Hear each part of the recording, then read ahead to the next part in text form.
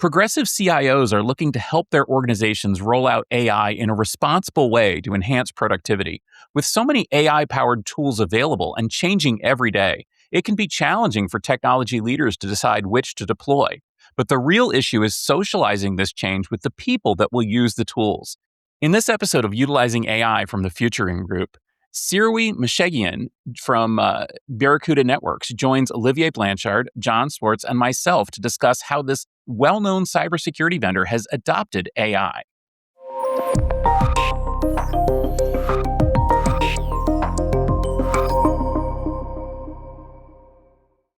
Welcome to Utilizing AI, the podcast focused on practical applications of artificial intelligence from the Futuring Group. Every Wednesday, we explore news and use cases of the ways in which AI is transforming enterprise IT and the industries it serves. I'm your host, Stephen Foskett, president of the Tech Field Day Business Unit here at the Futuring Group. Before we dive into this discussion, let's meet who's on the panel today. Yes, good morning. Thank you for having me. I'm Siroui Mushegian. I'm the CIO at Barracuda. And what I'm seeing across the enterprise is that the conversation's moving from which AI tools should we try to how do we run AI every day? So that's securely, responsibly, and at scale. And for us at Barracuda, the unlock is combining experimentation with the right kind of guardrails, governance, and that's so it doesn't slow down innovation, but it makes it safe for everybody to operationalize the use of AI. And because Barracuda obviously lives in cybersecurity, we're specifically focused on how AI changes both the threat landscape and the way that we defend, while also reshaping how people work day to day. Hey, I'm Jon Swartz. I'm with Textron Group. Although technically now, as of March 1st, I'm with the Futurum Group. We merged with them. I'm the senior content writer. I write a lot about AI.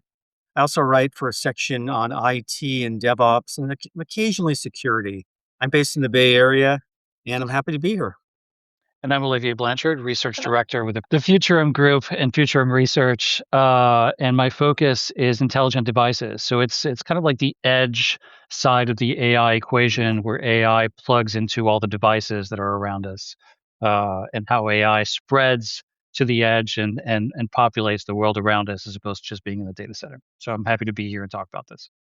Great. And thank you so much for joining us, Siroui. Now, you're somebody who I have seen, you speak, you do podcasts and so on, and you are very much on the operational side of things in terms of helping your company, but also other people in the industry learn how to use AI to be productive, but also in a responsible way. And I think that that's really where we should start this conversation. So how are you thinking about this whole idea of transitioning from AI as more of an experiment to something that is part of everyday operations?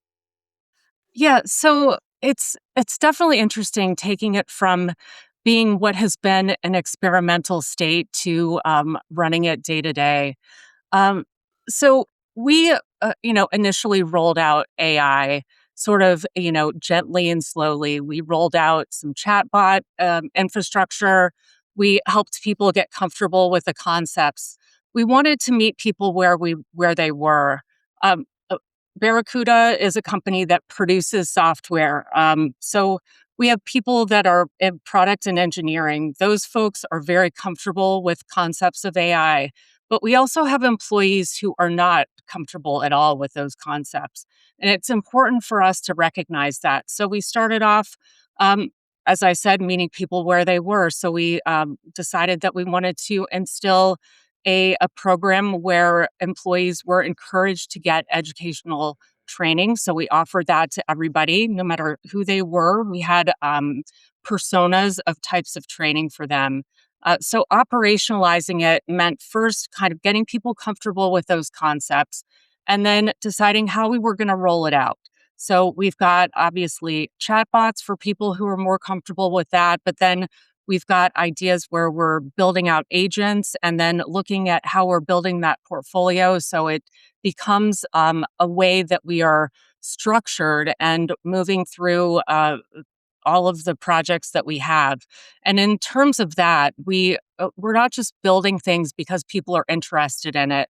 We want to make sure that we are very thoughtful in the approach. And if we have to hit the quit button because something's not getting to production fast enough, we're doing that. But we're also making sure that we have guardrails for people to test all of the AI technology that we think is important for them. And then, an undertone to that is also cost. So we want to make sure that we're being careful about how much we're spending on it. While that isn't something that we want people to be very focused on, I myself am. So that's how we're thinking about it. Hey, can I ask just kind of a basic question? I get a lot of email studies, and there's a common refrain or a common narrative that's been emerging or has been in effect for a couple of months. And I think Olivia and I have come across this a lot.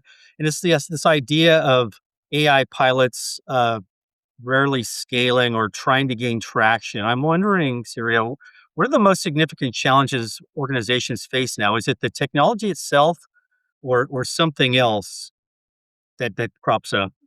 I think it used to be a technology. It's no longer that. The the challenge I'm seeing is in the operating model around it.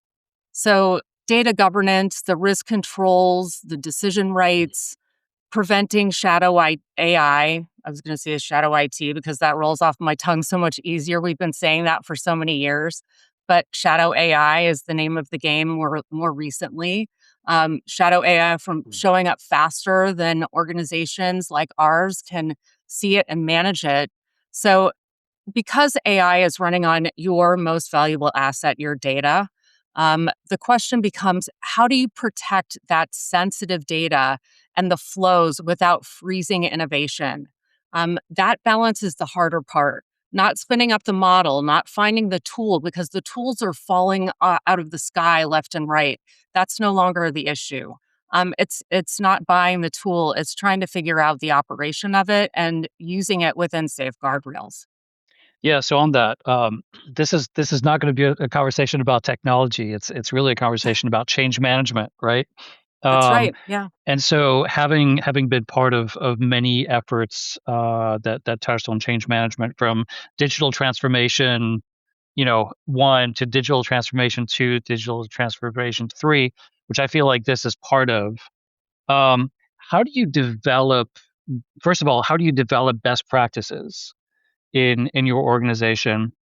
And with a technology that moves so quickly, and again, with this sort of like waterfall of potential products and solutions that you could insert into your organization, all of the testing that has to be done, all of the fireproofing, all the training, how do you build a comprehensive, living, breathing uh, practice of change management that is focused on AI integration? And it's a big question. Um, There are a lot of themes to that. Building a change management focus around AI, it's it's probably the most important function that you could have. So, a change management practice that we have going on kind of has started with an AI council that we built from a very small state about a year and a half ago or more. It started off with just a small group of people, myself. It had legal and compliance, so just a handful of people. We were really focused on some of the compliance aspects of AI first. We weren't really focused on much more than that. That and having an AI policy that we wanted to instill in our environment and make sure that that was a living, breathing document that we could socialize easily and well. What's happened since then is that group of people has grown substantially, not to the point that we can't manage it well, but it's grown in a structure where we have a couple of important subcommittees. We've got a go to market subcommittee. We also have a product and engineering subcommittee, two really important areas that deserve time of their own. And then we've got a core group that has representation from every executive pillar in the company. And so change management is rooted there. That's where we're talking about not only the compliance policies that we need to be mindful of, but we're also talking about the policies of how we roll out AI in general. How is it that we're going to make it more frictionless for people to look at tools. How is it that we're going to protect our data and keep that more for ourselves to manage rather than kind of exacting that force on people who we're trying to create experimental vibes and fun for. So that's more about how we're thinking about change management, but we're sharing it amongst everyone. The idea of changing AI and having that be a paradigm shift within our culture is something that is not just simply an IT experiment. It's not up to me alone. Sure, I can be an ambassador of it, but I am not the one responsible. It's me who is sharing the concepts with other executives that work at Barracuda and helping us all make sure that from the top down and the bottom up, the message is shared and that we're all ensuring that our culture is one of people focused first, empowered by AI, and that people feel comfortable and confident about using the tools and the methodologies that are available to them. I think Steve is going to ask you about people and about upskilling, but before we get to that, I wanted to ask you what you've done, and you mentioned it earlier at the organizational level to ensure AI isn't just being used, but being used efficiently and safely, and ultimately there's a certain responsibility. I guess ultimately, I think you're part of that of who's responsible for the success or failure of the initiatives at the company. But can you mention some of the things internally at Barracuda? And then maybe if you even want to expand on that, what other companies are doing or what you're seeing other companies are doing to ensure AI is being used efficiently and safely? Yes. So the AI Council is the most important structure that we have to ensure that AI is being used safely and effectively. Making sure that our AI policy is socialized is something that is another aspect of it. So it's not something that we rolled out a couple of years ago and we expect people to understand. It's something that we remind our employees of as regularly as we think it's important without being a big drag. So there's that. Um, we also have policies to make sure that we explain how it is that we will use tools efficiently and the way that we'll be able to experiment with them. So, we have intake systems for the way that we want to initiate new tools and SaaS and all of that. But AI kind of gets ahead of the pack in the way that we investigate and look at, proofs of concept for those types of tools because we know that they're important and we know that they're a differentiating factor for a lot of the ways that we may work on things. So processes around all of that are important, making sure that they're Can I ask you a quick? documented and available Can I for ask you? people to see. Can I ask you Sure. a quick? Just to interject some. What's how receptive are your employees to using AI? I know you're a tech company, so I'm assuming they're much more open to the idea, but there seems to be a broad kind of fear, dread, paranoia among the most of the workforce. We have all walks of life at Barracuda. And I just came back from a Gartner conference, a CIO conference, and I validated the same with many of my peers. Doesn't matter if you are a tech company, you have employees that are working in core business units that may have been at your company, depending on its age, for years. And they're doing things very manually, and AI seems like a foreign concept to them. So I want to focus on that group of employees for a moment. They are very AI averse and they're very concerned about their jobs. They believe that using AI is something that will potentially replace their role. And it's up to us to make sure that we show them that if we are using AI for their benefit, that we show them that we're not working to replace their role. We're looking to up level their skills. That we want to make them more efficient. That we want them to stop doing things manually. To think about a new way of working. So those are really important concepts to ensure that we've got filtered through the environment so people understand that we're not out there just trying to scrape through and prune out certain rules. That's not what we're up to. And then we've got more precocious, smarter with AI employees who are out there looking for the latest and greatest tool, and they're not afraid. They're excited about it. They're the ones who are the ambassadors of use. But we also have, and what I'm trying to lead into is this concept of AI champion, where we have people sprinkled through the environment that in these groups where you have employees that are more concerned about AI, people who have a stronger vision that can help them grow comfort. And then we've got all kinds of activities like AI hackathons that are available for every single type of employee. It doesn't matter if the employee works in product and engineering or if they work in finance or analytics or HR, they're all invited to participate. And just so you know, the winners of some of those AI hackathons happen to be not from product and engineering, but from some of the other business groups. And it's very exciting to see what some of their ideas are.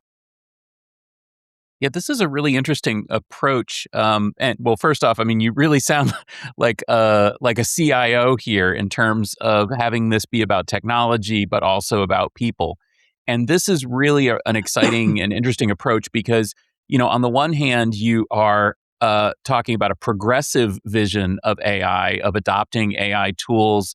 But on the other hand, you're aware of the fact that not everyone is necessarily on board with that, and you have to your job is also to help them move forward and help them adopt the technology to be more productive.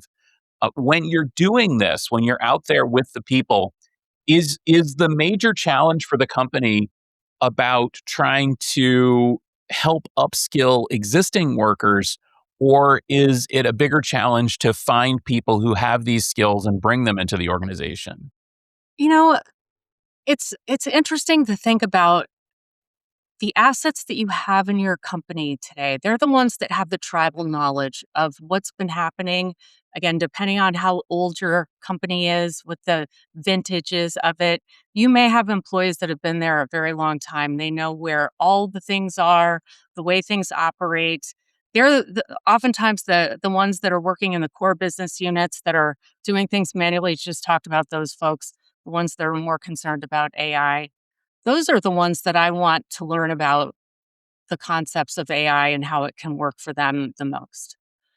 I definitely want to create a strong core team of AI adopting engineers who can help get people over the hurdle and get them comfortable, but never looking to bring too many people in from the outside to replace all the people who have the heart and soul of Barracuda, because that's what's made us so great. Like I said earlier, we're people powered and we're enhanced and improved by AI. And I fully believe that to be true. So, what we've been very focused on is making sure the people we have in our company have easy access to the tools that are familiar, that are, the ones off the shelf they see talked about on commercials every day, available to them to try.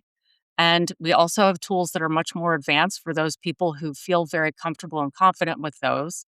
And then we have these AI champions to help the ones that are feeling more, like the AI is more risky for them. So we have AI champions. We have the core team of engineers who are there to help get them over this concern. And that's how we're trying to approach the workforce, who some of whom are, like lower adopters, and then some of whom are much stronger. So about that, those are really good answers. I'm kind of always focused on ROI. Just because Yes. obviously with AI, we're talking about efficiency, operational and otherwise, but there's also a cost associated with that. And then the fact that you have to sort of relearn or like learn how to do things differently, even if at the end you're going to be more efficient with your work and you're going to be able to do more things with agents. Initially, there's a little bit of friction, there's a little bit of cost there. So I'm wondering, the broad question is how do you measure success? But the more specific question is how do you measure success now versus how do you think you'll be measuring success 6 months to 12 months from now with regards to Oh, your AI practice? I love that question. So today we run AI like a product, like a program. it's really important to me that we do that, that it's not just sort of splattered around all over the place, that, this group has some AI requests that they have that we're kind of helping around with, and then another group the same. I have a full organized portfolio of AI initiatives that's organized by executive pillar. And and I have in there metrics of success. So I can see exactly what it is that we're working on and how it is that it's going to benefit either that group, our company. Will it be time savings? Will it, like what exactly will the benefit be? And then, as I said earlier, if we need to pull the plug on that because we've invested a little bit too much time or it's not taking us over the horizon, we can't get it to full production, it's not really proving out its point the way we thought it was going to. There's no harm in saying now's the time to stop doing that because we prefer to do something else. We can't do all of it. Our portfolio is very large. We've had many success stories. We're doing many cool things, but we also have a lot of backlog. And I want to make sure that we're choosing the right items to focus on that are going to have the biggest impact. So, what's going to make the biggest difference now? And then, Olivier, to your question about how we're measuring today versus how we'll measure tomorrow, I'd only like to say that we'll take the framework that we're building today and further improve that.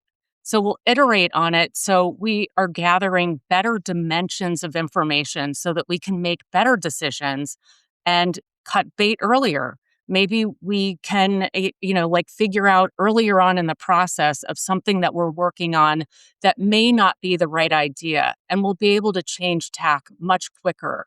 And that's money savings right there, because you're right, it's an expensive endeavor. So we do want to ensure that we're focused on the right things. And when you say expense, it's not just the tool itself. It's not just the cycles.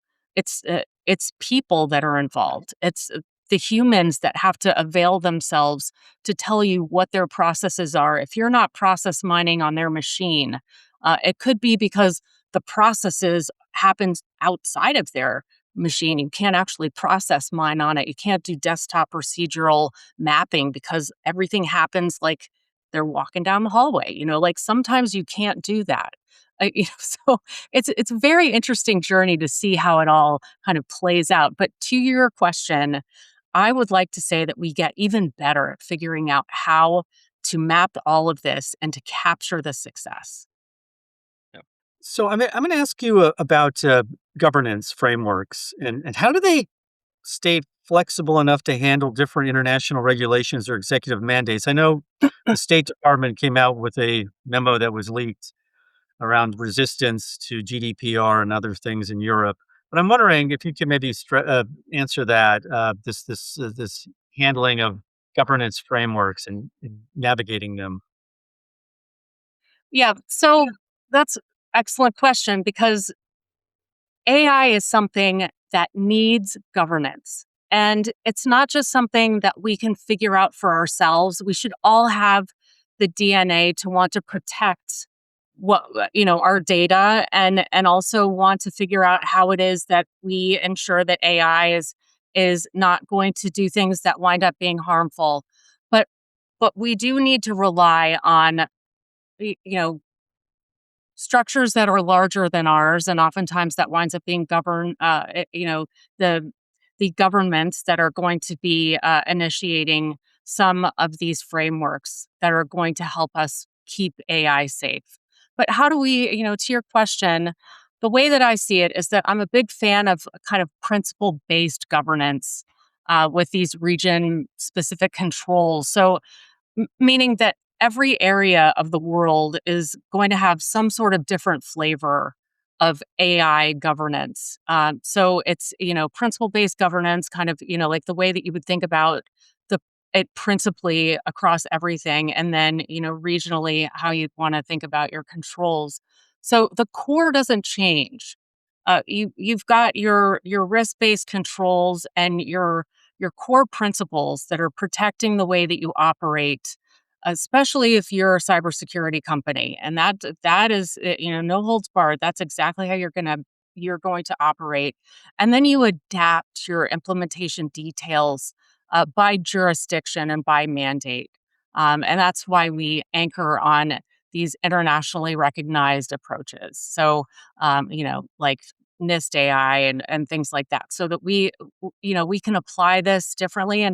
And because governments are rolling out AI mandates very frequently, we do need to be very flexible in the way that we can approach all of these and make sure that we aren't doing, that we can maintain this flexibility as we see things change across the world.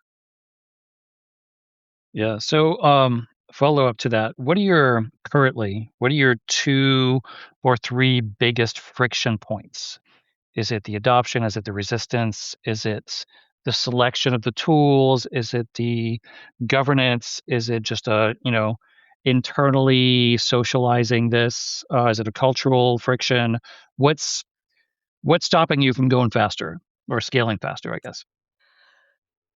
The friction points for me, I would say the speed with which technology is coming at us. It and I don't see that as a friction point, as more, I mean, yes, you could see it as friction, but I see that more of an opportunity for us to adapt the way that we try to view the full spectrum of what is before us. And um, I always go back to the CIO summit a couple of years ago, the Microsoft CIO summit, and somebody flashed up on the screen a slide that had a logo for every AI company in Silicon Valley. And it looked like dots, like literal tiny little dots on this PowerPoint slide. And I can't imagine what that slide looks like 2 years later. Probably, constellation. I don't know. Like you can't even see. It's probably just all dark because there are so many companies. My point being that people have a lot of ideas. People at Barracuda, people everywhere, because they're seeing a lot of opportunity, and I want to be able to be the facilitator of their hopes and dreams to use AI for whatever they want. But I also need to keep it safe and secure, and I need to keep cost consciousness in mind. So there's a balance that we have to strike. So I would say it's the speed with which these companies are coming into existence, the offerings they have, making sure that I understand, like what it is that I may want to make trade offs about because I don't have a portfolio that I can't maintain. And then ensuring that I'm choosing, that I'm keeping cost consciousness in check. All of those are areas of opportunity and potentially friction. Hey, one last question I had was about where we are in this journey. Specifically, we heard so much about this would be the year of AI agents, although I suspect next year really is, 2025 was supposed to be now. I suspect 2026 is. And I keep coming across the reports, and you don't have to comment on this, but there was a Goldman Sachs analysis that despite the massive investment in boardroom hype, AI didn't add much to the overall US GDP last year. So I'm wondering, is are we in a kind of a early stage and about to take off in terms of use and in terms of implementation of things like agents? I think so. I think we're really in our infancy. We don't know what the future, well, we have a sense of what the future holds. Mhm. But to your point, John, Mhm. there is a lot of media hype about what AI is doing for our workforce and our companies. So if you take what you said and kind of transverse it into the media hype about like companies that have touted layoffs related to AI, and you look at some studies that have recently been released, there are many studies that are rooted in real detail and fact that are showing that there is less than 1% of layoffs from 2025 that are attributable to AI, and companies that have said that they are laying off due to AI are slowly hiring people back sometimes at higher salaries. So that's something for us all to keep in mind, where they thought they could kind of lower their employee count based on what they think AI can do today. And if you take all of that into consideration and you answer your question, John, I believe we still have so much to learn about the way AI will operate in our environment. There are agents upon agents that can do things for us. There are ways that we can create agents and have them be part of our organizational structures, actually, that can do things, that can actually provide, contextual answers to questions that we have. Today, we're not there, and I'm not comfortable with allowing that to happen. But that would be the next level up for us, is to have that be part of our environment. So we're right at the beginning of all of it, and I think we're about to come into a new stage of bloom with related to AI. That's a really great way, I think, to end this conversation. It's been really interesting, and as I said earlier, I think that the thing that sticks out to me is the nuance of all of this. It's not, let's run forward full speed. It's not let's run away and hide. It's let's figure out what makes sense. Let's figure out how we can work with people, how we can work with tools, how we can work with technology, and make this thing useful to us. And I think that many of our listeners were probably nodding along as you were saying many of those things, because we're all seeing it right now. We all are under AI mandates and conflicting AI warnings from everyone around us, and we're all trying to navigate through it. Jon, yes, I absolutely think that this may not be the year of AI agents. Maybe that'll be next year. Maybe it'll be the year after, or maybe we just won't notice, and it'll just be how things are done. I think that's the right So, answer. thank you. Yeah. Yes, thank you so much for joining us today. It's been great having you, Siroui. Before we go, I know that some folks are going to want to continue this conversation and contact you. Where can people find you, and what do you have going on right now? Yeah, thank you for that. So, a couple things before I let you know where you can find me.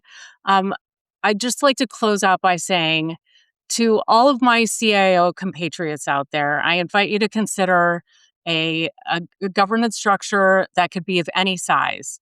Make sure that you consider one so that you could have review mechanisms, because that is really going to create some safeguard rails for you and allowing you to feel like you can kind of take off. So that would be my final word. And then in terms of where you can find me, on LinkedIn, that's a very great place to find me. Please do engage with me there. And if you happen to be in Las Vegas, I will be speaking on April 8th at the ISSA group meeting.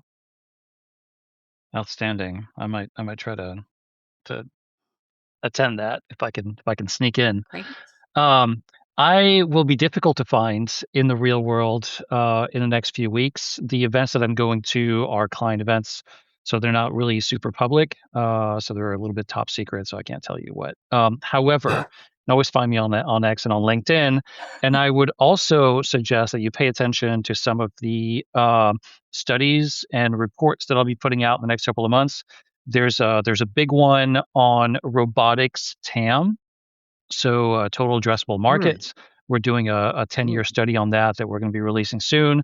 There's more stuff about PCs, and we have a forecast coming in the next couple of months for all AI devices, including AI PCs, which is going to be interesting because there's a concern that rising prices of certain components might act as a brake against PC sales and AI PC adoption. And so I won't tell you what I think, what my assumptions are, but we'll have some results and some data to show you or share with you very, very soon. So stay tuned for that.